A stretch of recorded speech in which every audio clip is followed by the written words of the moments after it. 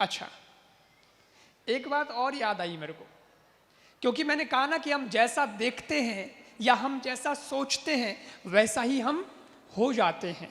तो हमेशा याद रखो कि आदमी की उत्तम सोच, उत्तम क्वालिटी आदमी को कहां से कहां लेकर के जाती है। एक बहुत हृदय स्पर्शी कहानी है, दिल को छूने वाली कहानी है, आप ध्यान से सुनना।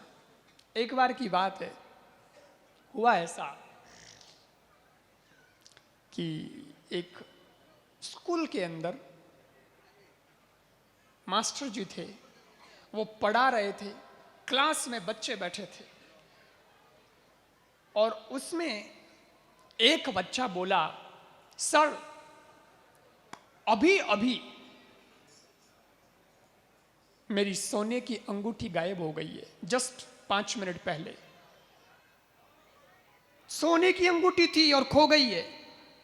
तो मास्टर जी बोले, अगर सोने की अंगूठी खो गई तो सोने की अंगूठी पहन के क्यों आता है, पता नहीं है, संभलती है नहीं, पहन के आ गया। अरे गुरुजी मैं नहीं पहनता हूं, लेकिन आज मेरा जन्मदिन है, मेरी माँ ने जबरदस्ती पहना दी है, बेटा कोई नहीं आज के लिए पहन ले। और मैं तो पहन के स्कूल में आ गया, इधर आप होम ये दे दिए काम, तो जब लिखता हूं तो वो चुभती है, इसलिए लिख नहीं पाता, तो मैंने अभी अभी जस्ट निकाल के ऐसी रखी थी और 5 मिनट भी हुए नहीं है, गायब हो गई अंगूठी। और आज अगर मैं बिना अंगूठी घर जाऊंगा मेरी माँ मुझे डांटेगी, बहुत फटकारेगी, गुरुजी मेरी अंगूठी। गुरुजी ने कहा ठीक है। पता नहीं गुरुजी को क्या सूझा, गुरुजी ने कहा क्लास का दरवाजा बंद कर दिया, गेट, और फिर गुरुजी ने कहा सब जो स्टूडेंट बैठे थे, विद्यार्थी बैठे थे, कि अपने आंखों पर पट्टी बांध लो। सबने आंखों पर पट्टी बांध ली और गुरुजी जो है सब स्टूडेंट्स के जेब में तलाश करने लगे अंगूठी की।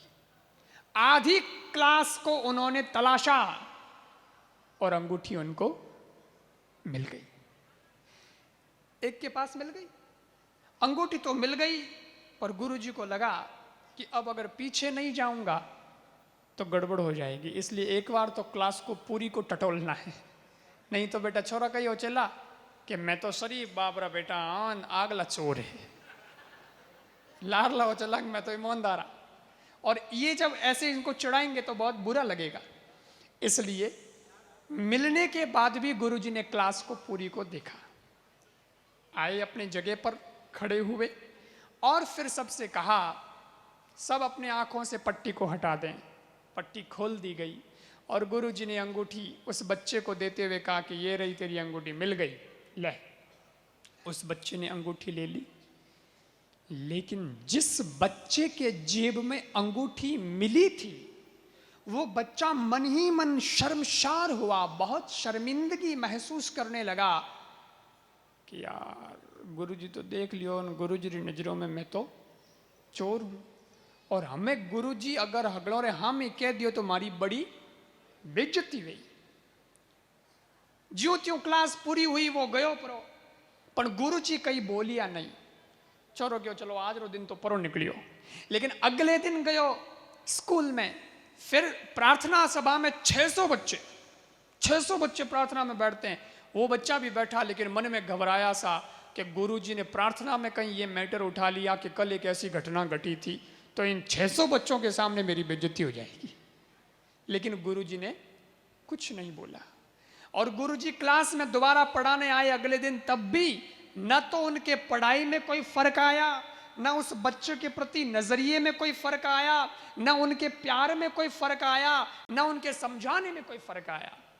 समय बीतता गया और बरसों बाद उस स्कूल में एक समारोह हुआ, कई सालों बाद, और उस समारोह के अंदर उसी शहर के एक प्रतिष्ठित व्यक्ति को मुख्य अतिथि के रूप में बुलाया गया। वो आदमी मुख्य अतिथि बनकर के जब आया तो उसने आकर के कहा कि इस स्कूल में आज से इतने साल पहले एक मास्टर जी पढ़ाते थे, वो मास्टर जी कहाँ हैं? बोले वो तो कब के रिटायर्ड हो गए, मैं तो रिटायर्ड नहीं भाई, रिटायर्ड तो भाई वो तो कब के रिटायर्ड हो गए, सेवानिवृत्त हो गए हैं। बोले मैं उनको मिलना चाहता हूँ, आप उन्हें बुलाइए। उनको बुलाया गया, वो आए और वो प्रतिष्ठित व्यक्ति उनको प्रणाम करके कहता है, गुरुजी आशीर्वाद दीजिए। बोले बहुत आशीर्वाद, बहुत आशीर्वाद। कौन भैया? बोले गुरुजी, आज मैं जो कुछ भी हूँ और इस स्कूल में मुख्य अतिथि के रूप में अगर बुलाया गया हूँ तो ये सब आपकी मेहरबानी है, आपकी कृपा से ही मैं आज इतना बड़ा व्यक्ति बन पाया हूँ, वरना नहीं बनता। भाई तू गुण है, मैं तो तने जानो ही को नहीं, मारी कृपा की करूँगी धर्माथी, मैं तो तने जानो ही को नहीं। वो क्यों गुरुजी, आप मेरे को नहीं जानते, आपने ही तो हमको पढ़ाया है और आप कहते हो कि आप नहीं जानते। आपको याद है वो एक बार एक बच्चे की सोने की अंगूठी खो गई थी और फिर अंगूठी वापस मिल भी गई थी।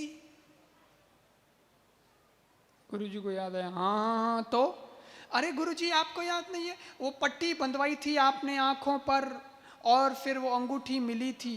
पर गुरुजी सच कहूं, वो अंगूठी चुराने वाला लड़का कोई और नहीं, वो मैं ही तो था।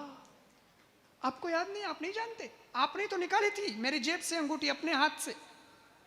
गुरुजी बोले अच्छा, वो तुम थे, वो तुम थे? हाँ गुरुजी वो मैं था। आपको नहीं पता? आपने तो निकाली थी अपने हाथ से और पट्टी भी बंधवाई थी हम सबके आंखों पर, स्टूडेंट्स के आंखों पर।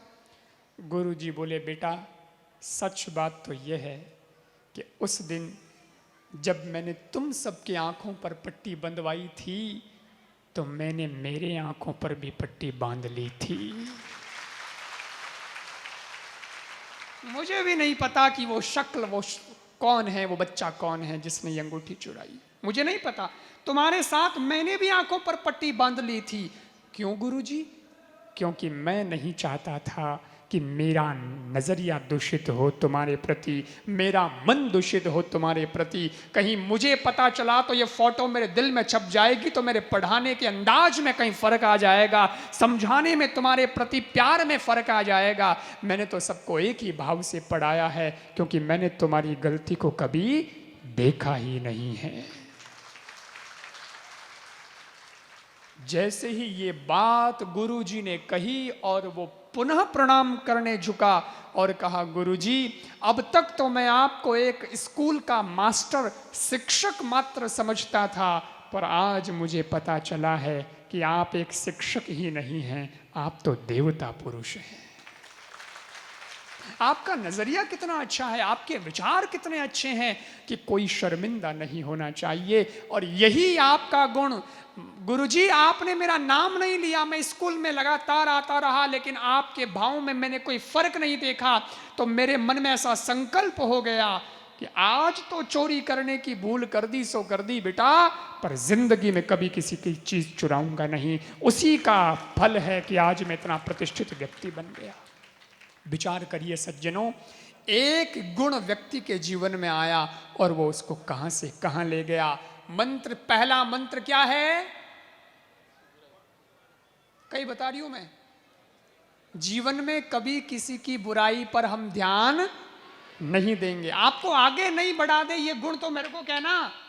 लोगों का ट्रैफिक जाम कहां होता है? यही होता है। वो तो एडो है, वो तो एडो है, तुम बचे केड़ो है, मतलब फोगटरी पंचायती यू ही चौकी माथे बैठे बैठे टाइम पास करी। आज के बाद इसको थोड़ा बदलो।